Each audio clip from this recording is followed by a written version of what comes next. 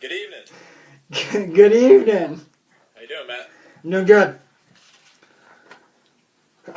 So Carter, what do you think about Frank Beamer's legacy at Virginia Tech? Well, it's 29 years at the same school. It's pretty crazy the stuff that he's done. Not just for the football program. I mean, football alone, he's 23 straight bowl games. Unheard of. Some of the players that he's coached that now have legacies in the NFL, like Mike Vick, Cam Chancellor, D'Angelo Hall, just to name a couple. He's going to be really, really hard to replace, but he's just done so much more for the university as a whole. You can go anywhere in the country now. You can go to Los Angeles, California, say Blacksburg, Virginia, and people think Virginia Tech. People think Virginia Tech football, and they think Frank Beamer. So he's left a everlasting legacy, that's for sure. What do you think Virginia Tech will be like without him next year? We're going to be fine going forward. Starts with recruiting, that's for sure. And a lot of people don't know nationally, but Virginia is definitely one of the best states in the country for high school football. And it's right up there with New Jersey and Ohio and Texas, those types of states.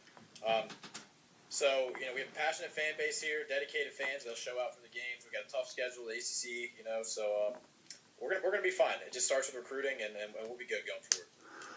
Now, I know Monday they did announce their new hire of Justin Fuentes. What do you think about that hire? I think it's great. It's just what Virginia Tech needs. After having the same coach for 29 years, Beamer's got to be an old guy by the end of his. It's kind of been the same thing for a long time. So Fuente, 39 years old, coming in, young guy. I think it's just the change we needed. If you look at what he's done at Memphis, he came over 3-9 his first year, and right now they're in a bowl game playing for their second straight 10-win season. So, his first conference championship at Memphis in 35 years. And that just attests to the stuff that he's done as a head coach. I think it's going to be great going forward. Really confident. I actually saw him around campus. He was walking around Virginia Tech. Him and his family got introduced to the coaching staff and everybody a couple days ago. And introduced myself. And he's a really good guy. Seems like he really cares about Virginia Tech. So I'm excited for him. Now, coming into this weekend, who do you have in your top 6? Right now I'm in agreement with the College Football Playoff Committee. Maybe outside of Michigan State and Iowa, I think I would have them flipped. I'd have Michigan State in at 4 and Iowa in at 5. But I like the top 4. I think that's what it should be at. There's only one more week, conference championship week. I would definitely agree with what it is because it's really not too important until this upcoming rankings. The Big Ten champ, 4 and 5, they're in. Oklahoma's already in.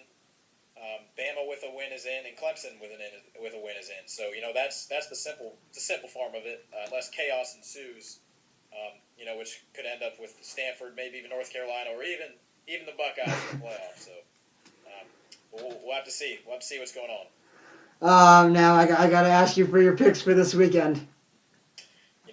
Big Ten championship. I'm going Sparty. I'm going Sparty in a close game, closer than people are thinking. I know I was undefeated, but it seems like a lot of people aren't really giving them a chance. So I'm going to go Sparty by a touchdown and an extra point, as Lee Corso would say.